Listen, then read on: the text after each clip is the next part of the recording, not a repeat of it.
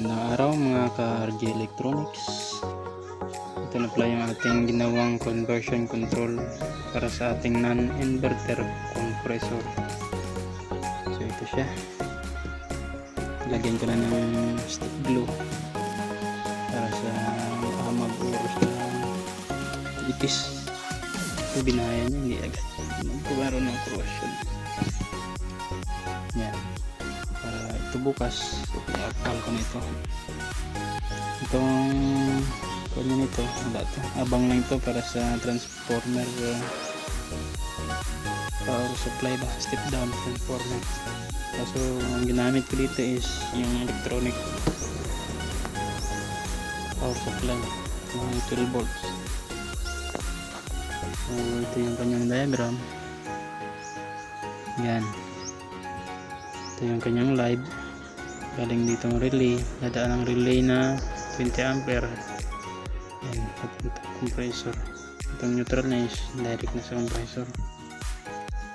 Ito yung kanyang power supply. Ito yung papuntang regulator. Gumamit ako ng regulator kasi nga electronic yung kanya power supply na ginamit ko. Minsan kasi nasira yung optocoupler nun, kaya nag high voltage. Mas maigi na yung may protection para hindi agad ito masira itong display nya. So ayan, gumamit ako ng capacitor, dalawang capacitor dito. Bali puro 70 UF yan. Ito yung 5 volt regulator nya, yung 4 pin. Ito yung kanyang supply. Ito naman yung kanyang switching sa communication. Gumamit din ako ng capacitor dito na 220 UF 10 volts. Kasi nga ang supply nito is fluctuated, minsan nawawala kaya hindi siya stable. Kaya nilagyan ko siya ng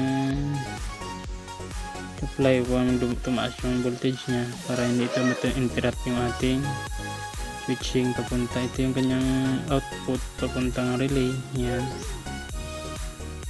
ang relay na 5 volts. Mas maganda sana kung mayroon kayo nito 12 volts nito. So ang available sa akin dito is yun lang talaga, wala akong mahanap na 12 volts. Pag meron na sa isang relay na, pwede na yun, sapat na, hindi ka nagagamit ng isang relay. So ito siya, ito yung kanyang pin 3, ito yung ground. Yan, ito yung relay nya. Pag nagkaroon ng supply dito, shoot yung relay, mag-shoot siya, kukuha siya ng voltage doon papunta dito sa kanang relay ulit, na-under na yung compressor natin. Kaya yung display nya, gusto kasi na mangyari gumagana yung display. Sa akin nga lang, lalagyan ko lang yan ng thermostat, solve na yan. Hindi na ako pasakit sa ulo nito. So wala tayong magawa, gusto niya gumana eh. Ating ginawa conversion board ng inverter. Testing natin siya. Yan yung press. Ito yung supply. Ito naman yan ha. Ito na siya. Ito yung pressor. Ito lang natin yung current ng signal.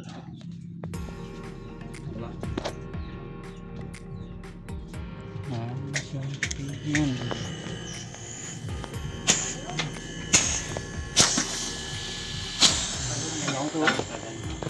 Ha?